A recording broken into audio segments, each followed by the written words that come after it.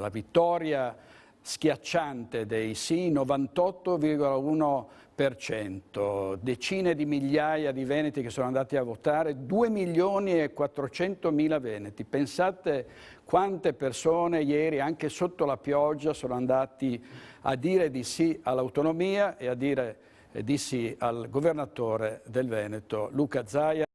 Aggiungiamo un dato a quelli dati in diretta dal direttore Bacialli.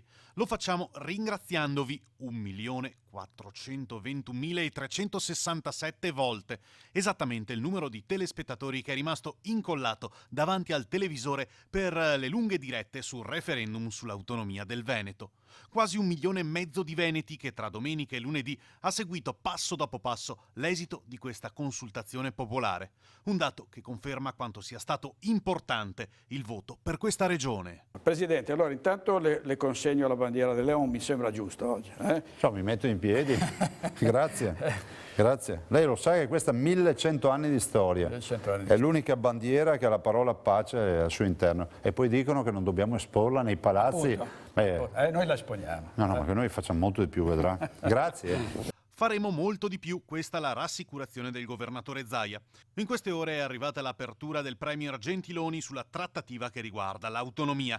Zaia rilancia e precisa: vogliamo tutte le deleghe. Sa cosa ne viene fuori? Ne viene fuori che i cittadini hanno dimostrato più maturità della politica.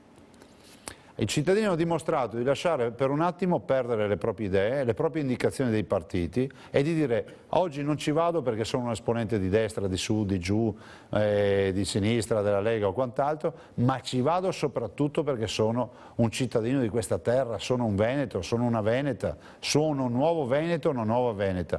E penso che noi abbiamo dato un grande segnale. A Roma con questo voto diciamo che l'anello al naso e periferia dell'impero noi non lo siamo e stiano attenti a quello che fanno i nostri veneti.